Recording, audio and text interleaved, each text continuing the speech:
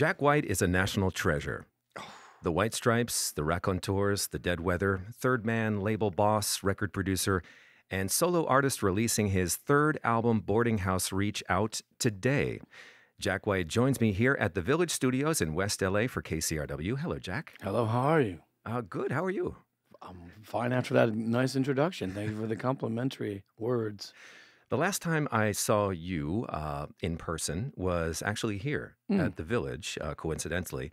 A little over a year ago, it was Grammy Week, and the producer and engineer wing of the Recording Academy was honoring you with the President's Merit Award, which sounds very special. But maybe to start, can you reflect on that award and what it meant to you?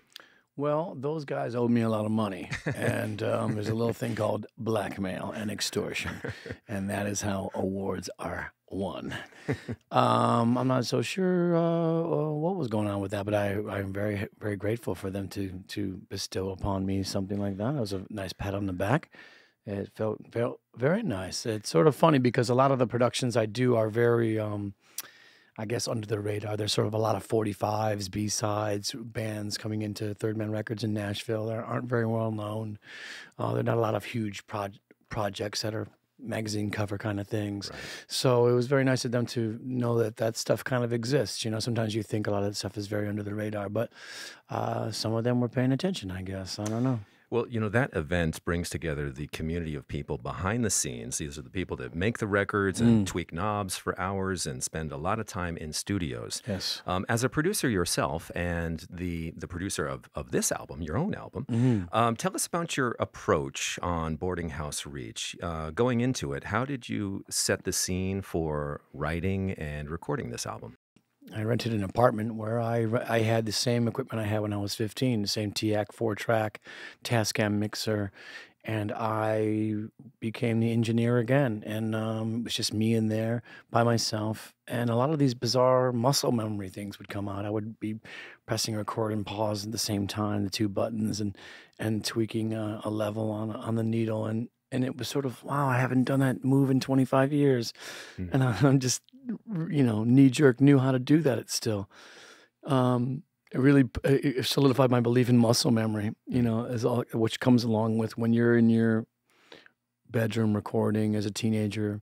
If you've been that person like I was, that you try so hard to get these sounds, and you don't have the right equipment, you don't have the right microphones, and you're trying to learn, and you're trying your best. And I was back in that spot again, which was very nice to be. It really was a great genesis for all the songs that come out on this album. You must have access to everything available in terms of instruments and, technology. Why would you kind of isolate yourself? Is it just about kind of getting back to that place as a young musician? I'm a big believer that excess and your ability and things at your disposal are probably not always a good thing. They're not always as your dream scenario when you're younger is like, God, if I just had a Stratocaster, this would sound so much better. If I just had this mic, it would sound so much better. But as I learned again, what I was doing was those cheap microphones, the cheap equipment I had was very important to getting the sound of the soulfulness of what you're trying to put down. And it doesn't matter about the microphone. An SM58 can be just as powerful as a U47, the supposed greatest mic ever made. You can do incredible things with that stuff, but you have to really know why you're doing it. And now you don't even really need to know what you're doing. You need to know why you're doing it. You can be very bad at twiddling the knobs and the faders and all that, but if you know why you're doing it, your attitude is a very much large part of the game. Listening to this album, it strikes me as adventurous with unexpected turns. When an artist in your position may not have to take these kinds of chances. There's funk, there's jazz, there's hip-hop influences here, along with the bristling guitar rock that people know you for. And many contributors to the record are from these diverse music scenes. I want to ask you about the players. Who did you recruit to help you realize this album? My hope was that players from the hip hop world that play live on stage, the people that back up Jay-Z or Kanye West live, would be interested in recording, because I was interested in musicians that would be able to replicate live on stage with instruments, what's used as samples or drum machine drum beats on recordings. And that's a special type of talent. So I was hoping to get as many of those people involved as possible. And we got lucky. A lot of people were really open to the idea of coming in and just working cold as, as strangers together. And we really got to new places because I didn't know them, they didn't know me, and they didn't know what we were going to record. And so the things I threw out, we worked on very quickly. And so the recordings themselves happened very quickly in a couple days, and the editing I took back to Nashville and edited for months and worked diligently on that. So that was very interesting and a whole new way of making an album for me. Were these some of the people you met while contributing to Tribe Called Quest and Beyonce's records as well? There were people that I had heard of and names I'd seen, and I was also looking through YouTube at clips and sort of saying, who's that guy and who's that guy, and asking around. I know I asked Q-Tip, who's the best drummer in New York, you think? And he said Louis Cato, and I asked Louis, could you come down and drum? And he came down. It was wonderful. He plays on the band and the Colbert Show now as well, too, but he plays bass. What Q-Tip recommending him was enough for me. I didn't even have to go even listen to anything he'd done. I took his word for it, and he was right. You guy was incredible. Okay, I want to ask you about a couple songs from the album specifically, starting with Ice Station Zebra, for one. I could read you my notes on reaction, and they may not make any sense, but I wrote down shifting wildly from hip hop breakbeats to jazz flourishes. Vocal has a rap cadence, stretches out into more of a funk groove before it tightens up for the finish. I agree with you. Yeah. But tell us more about that song. That's a wild song. Yeah, I had done the beginning part of the song. I had done all the instruments myself. I think that's the only song on the record where on the album when I really do that. And that was because I sent that to Jay-Z. I thought, what do you think of this rhythm and this idea? When we were working on tracks for an album we were going to do together. That album never happened, but that song had still lingered around. I kind of thought, that's something interesting about that. Let me play it for these guys in New York and for these guys in LA and see if it inspires them in some way. Because it had a melody, it had a rhythm. The song, it was a song already. It didn't have any vocals. And let's see if they add something to it that makes it come alive. And they really did bring it alive. They brought it into a whole new place and took it to 6 different places, really. It was a difficult song to edit. I really had to 30 minutes of music to really edit down into something that was 3 or 4 minutes long. So that was inspiring for me, though. Do you often bounce demos off of people that you respect just to get reactions? And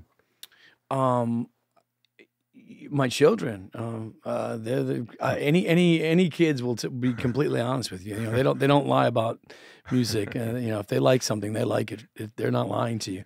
So I love listening to music in the car, and my kids will say something like, "Oh, I like that one," and it's very strange the things that they like. I don't understand it at all. The next song I want to ask you about, Respect Commander. Yeah.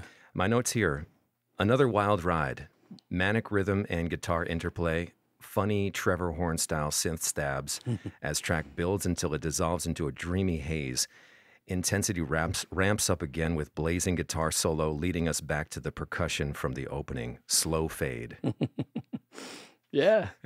It was a drum beat that I had recorded. I thought was an interesting sound. I had recorded like 10 seconds of it in my studio. Sometimes if you're setting things up in the studio, what's nice is I've set up a scenario where, hey, can you record this real quick?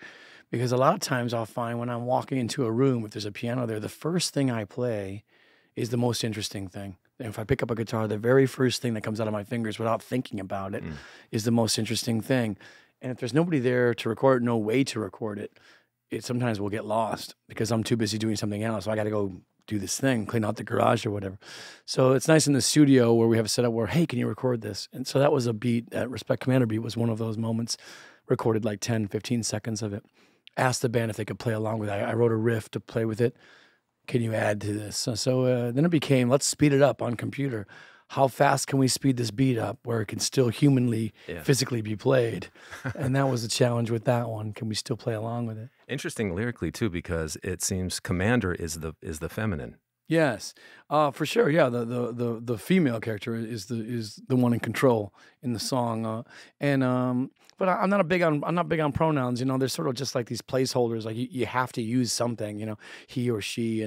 In that story, the female is the one who's in control, and the male character is the one, and it's sort of in a classic blues sense.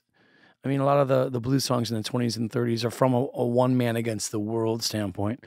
Whether it's Bessie Smith as a female or Blind Will Make Tell, it's a one man versus the world. That's a nice viewpoint to have at when you're inventing these characters, when you're writing songs. They're never about me. They're always about this made up cartoon character almost. Last thing I'm going to ask you about is the album closer, Mm. Humoresque. Yeah, that's a wild one. Begins as a simple lullaby, then slowly evolves into these expansive jazz chords, seems to reach for something deeper, more personal and infinite. Yeah, man, it's a strange, long, long story, but it came from me buying this sheet music that supposedly I was told, it was, which it is true. It was sheet music handwritten by Al Capone in Alcatraz that said humoresque at the top of it. I didn't know if he wrote this song or what it was. I brought it to New York, and Louis Cato and Neil Evans, who's here with us today, I said, "Can you guys read music?" And they said, "Yes." "Can you play this for me? I don't even know what this sounds like." And they played it.